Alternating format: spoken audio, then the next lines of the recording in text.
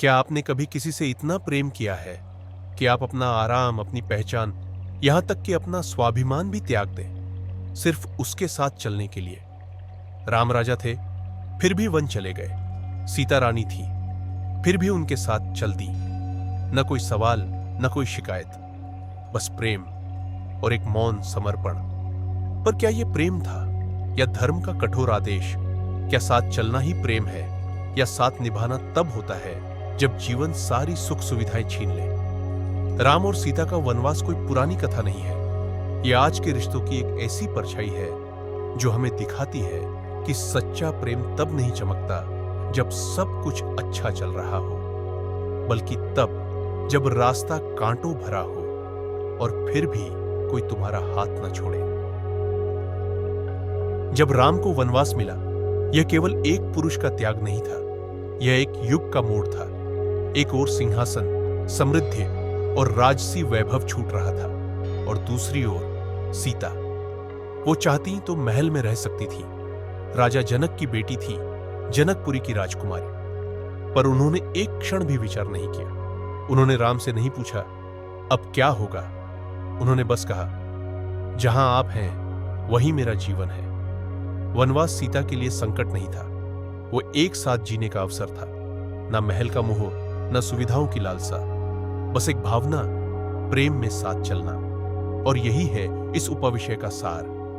क्या प्रेम सिर्फ तब तक रहता है जब तक परिस्थितियां अनुकूल हों? आज के रिश्तों में हम अक्सर सुनते हैं, तुम पहले जैसे नहीं रहे, सब कुछ बदल गया है, अब वो फीलिंग नहीं रही। पर सीता ने राम से प्रेम किया था, राम के व्यक्तित्व से, न कि उनके पद से। इसलिए जब वह राजा से एक साधु बन गए, वो प्रेम कम नहीं हुआ और उनका साथ भी नहीं छूटा।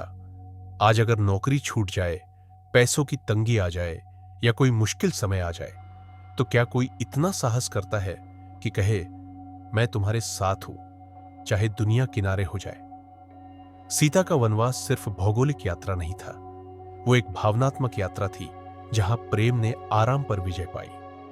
प्रेम जब शर्तों से ऊपर उठे, तभी वह साथ कहलाने योग्य बनता है, वरना वह सिर्फ एक सुविधा का अनुबंध रह जाता है। और इसीलिए रामायण हमें याद दिलाती है, सच्चा प्रेम वह नहीं जो राजमहल में जन्मे, बल्कि वह है जो जंगल में भी मुस्कुराना जानता हो। प्रेम तब सबसे कठिन हो जाता है जब उसे धर्म, कर्तव्य और समाज की कसौटी पर कसा जाता है। राम मर्यादा पुरुषोत्तम, उनके लिए धर्म सर्वोपरि था, और सीता एक स्त्री जिसने अपने प्रेम को सर्वोच्च समझा। जब अयोध्या की प्रजा ने सीता की शुद्धता पर प्रश्न उठाया, राम ने एक निर्णय लिया, ऐसा निर्णय जो दिल को तोड़ता है लेकिन धर्म को निभाता है। सीता के लिए यह सिर्फ वियोग नहीं था, यह उस प्रेम की अग्नि परीक्षा थी जो उन्होंने राम के साथ साझा किया। उन्होंने कुछ नहीं कहा, न कोई विद्रोह किया, न राम को दोष दिया, बस चुपचाप वन को चली गई। राम ने धर्म नहीं छोड़ा, सीता ने प्रेम नहीं छोड़ा, और दोनों ही अकेले हो गए। यही है इस उपविषय की सबसे गहरी बात। जब जीवन में लक्ष्य और प्रेम एक दूसरे से टकराते हैं, तो क्या कोई झुकता है, या दोनों ही अपनी अपनी राह पर चलकर दर्द का चयन करते हैं लेकिन समझौता नहीं करते? आज के रिश्तों में जब करियर, परिवार, समाज या आत्मसम्मान का प्रश्न आता है, तो क्या प्रेम बचता है, या हम उस व्यक्ति को ही छोड़ देते हैं जिसे कभी सब कुछ कहा था? राम और सीता की कहानी हमें सिखाती है कि प्रेम का अर्थ हमेशा साथ रहना नहीं होता। कभी कभी प्रेम का अर्थ होता है दूसरे के मार्ग को समझना और अपने आंसुओं के साथ उसे जाने देना। सीता का त्याग और राम का धर्म, दोनों ने प्रेम को छोड़ने से मना किया, लेकिन साथ निभाने की शर्तें समय ने छीन ली। और यही है जीवन की सबसे बड़ी परीक्षा। जब प्रेम और कर्तव्य आमने सामने खड़े हो, तब कौन झुके, या फिर क्या कोई झुकना चाहिए? क्योंकि कुछ कहानियां हमें यह नहीं सिखाने आती कि कैसे जीते, बल्कि यह सिखाने आती है कि कैसे गरिमा के साथ हारे, बिना प्रेम को खोए। कुछ कहानियां चुप होती हैं, इतनी चुप कि लगता है जैसे वहां कुछ भी नहीं कहा गया, पर भीतर एक तूफान पल रहा होता है। सीता की कहानी भी ऐसी ही है। जब उन्हें वनवास मिला, उन्होंने कुछ नहीं कहा। लक्ष्मण ने रेखा खींची, उन्होंने कुछ नहीं कहा। जब उन्हें रावण उठा ले गया, जब अग्नि परीक्षा देनी पड़ी, और जब अंततः राम ने उन्हें त्याग दिया, तब भी सीता ने कोई शोर नहीं मचाया। पर क्या चुप रह जाना ही प्रेम है? क्या मौन का अर्थ सहमति होता है? सीता का मौन एक चीख थी, जो समाज के उस हिस्से तक नहीं पहुंची जो सिर्फ वही सुनना चाहता है जो उसे सुविधाजनक लगे। वह रानी थी पर अपमानित हुई, वह मां बनी पर त्याग दी गई, वह पत्नी थी पर भरोसे के नाम पर बार बार परखी गई, और हर बार उन्होंने चुप रहकर प्रेम की रक्षा की। लेकिन क्या उस प्रेम ने उनकी रक्षा की? आज भी न जाने कितनी स्त्रियां और रिश्तों में मौन रहकर सब कुछ सहती है। उनकी चुप्पी को सहनशीलता कहा जाता है, समझदारी समझा जाता है, लेकिन कोई नहीं पूछता कि उस चुप्पी के पीछे कितनी बार आत्मसम्मान की हत्या हुई। कभी कभी स्त्री कुछ नहीं कहती क्योंकि वो जानती है उसकी बात सुनने वाला कोई नहीं है, या शायद इसलिए कि वो प्रेम को बचाना चाहती है जबकि खुद अंदर से टूट रही होती है।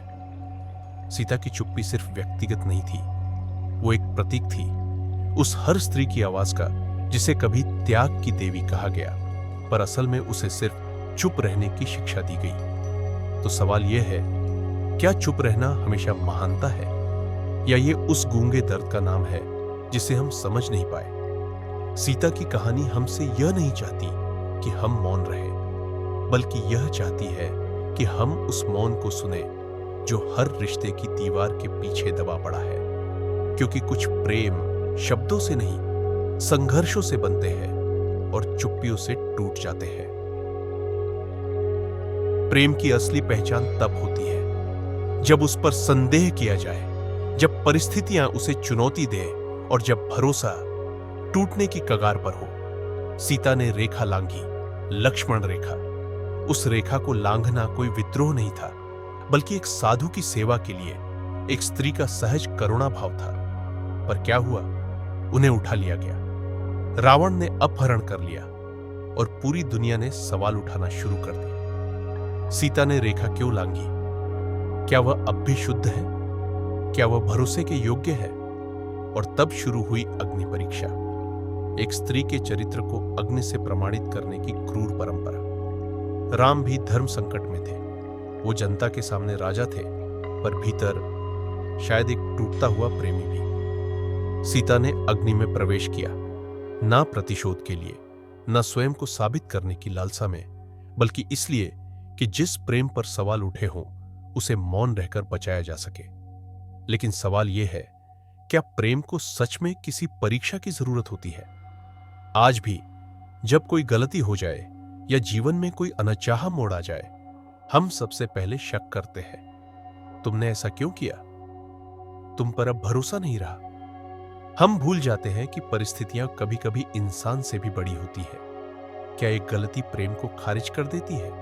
क्या एक मजबूरी भरोसे को जला सकती है? सीता की अग्नि परीक्षा सिर्फ पौराणिक घटना नहीं थी, वो हर उस रिश्ते की कहानी है जहां प्यार तो था, लेकिन भरोसा कमजोर पड़ गया। और यही वह क्षण होता है जब प्रेम या तो अमर हो जाता है या अग्नि में जलकर राख।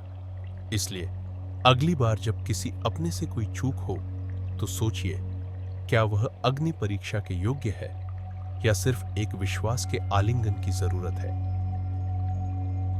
प्रेम की सबसे कठिन परीक्षा तब नहीं होती जब लोग साथ होते हैं, बल्कि तब होती है जब वियोग आ जाए, दूरी आ जाए और साथ होना संभव न रहे।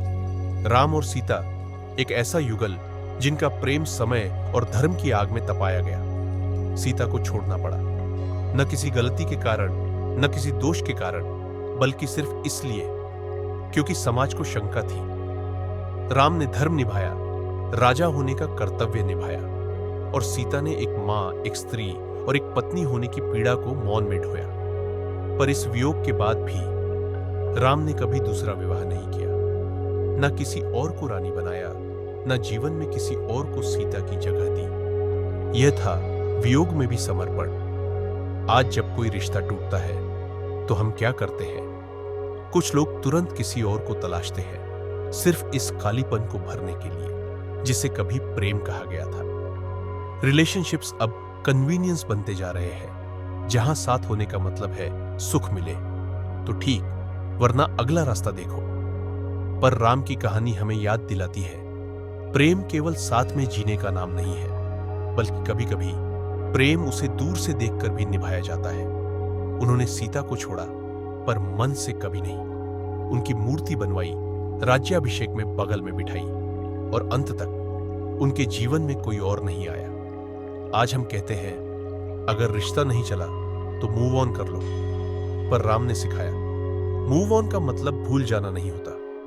कभी कभी इसका मतलब होता है उसी प्रेम के साथ आगे जीना, लेकिन अकेले। तो सवाल यही है, क्या वियोग के बाद भी समर्पण संभव है, या प्रेम सिर्फ तब तक रहता है जब तक साथ है? क्योंकि यदि प्रेम का मूल्य सिर्फ उपस्थिति से मापा जाए तो उसका गहरापन कभी समझ ही नहीं पाएंगे। राम और सीता की कहानी बताती है कि सच्चा प्रेम दूरी में भी समर्पण ढूंढ लेता है, और वही प्रेम अमर कहलाता है। राम और सीता की कथा में प्रेम था, समर्पण था, लेकिन सबसे ज्यादा जो था वो था संघर्ष। राम ने सीता से प्रेम किया, वो उनके बिना अधूरे थे, ये बात उन्होंने खुद कही थी। पर जब धर्म और समाज का प्रश्न सामने आया तो उन्होंने अपना प्रेम नहीं, कर्तव्य चुना।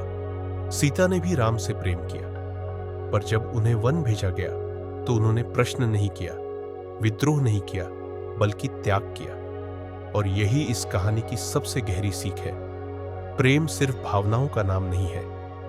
प्रेम कर्तव्य की आग में तप कर ही पवित्र होता है। आज के रिश्तों को देखिए, हम प्रेम को चाहत से जोड़ चुके हैं। मुझे तुम्हारे साथ अच्छा लगता है, इसलिए मैं तुम्हारे साथ हूं। जब अच्छा नहीं लगेगा मैं चला जाऊंगा। क्या यही प्रेम है, या ये सिर्फ सुविधा की भाषा बन चुकी है? कर्तव्य अब रिश्तों में खोता जा रहा है। शादी, साथ निभाना, मुश्किलों में टिके रहना, सब कुछ अब कंडीशन बेस्ड हो गया है।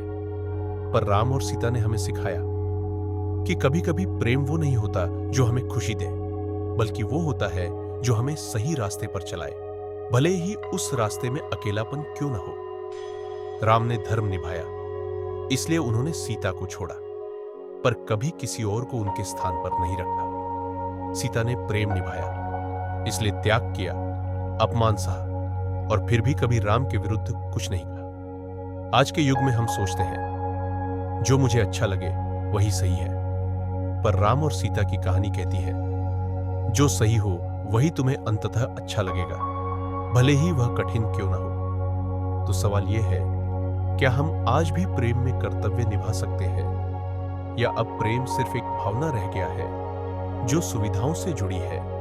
क्योंकि अगर प्रेम से कर्तव्य हटा दिया जाए तो वह सिर्फ एक अस्थायी आकर्षण बनकर रह जाता है। राम और सीता की कथा अमर है क्योंकि उसमें भावना थी, पर उस भावना को थामे रखने वाला कर्तव्य भी था। और यही हमें सीखना है कि प्रेम तब तक नहीं टिकता जब तक हम उसे सिर्फ पाना चाहते हैं। वो तब टिकता है जब हम उसे निभाना सीख जाते हैं। राम और सीता की कहानी कोई पुरानी कथा नहीं, बल्कि एक दर्पण है जिसमें आज के रिश्ते अपनी परछाई देख सकते हैं। जहां प्रेम था पर साथ नहीं, कर्तव्य था पर सहजता नहीं, और त्याग था पर शिकायत नहीं। तो अब सवाल सिर्फ यह नहीं कि क्या आप प्रेम करते हैं, बल्कि यह है क्या आप प्रेम निभा सकते हैं जब समय, समाज और परिस्थिति सभी उसके विरुद्ध हो। अगर राम और सीता की इस कथा ने आपके दिल को छुआ तो नीचे कमेंट में एक शब्द जरूर लिखिए, समर्पण। यह सिर्फ एक शब्द नहीं, बल्कि उन भावनाओं की पहचान है जो आज भी हमारे भीतर जीवित है। वीडियो को लाइक कीजिए, शेयर कीजिए उन लोगों के साथ जो प्रेम को सिर्फ महसूस नहीं, निभाना भी चाहते हैं। और ऐसे ही गहरे विषयों पर अगली यात्रा के लिए मेटाफिजिक्स डायरी हिंदी को सब्सक्राइब करना ना भूलें।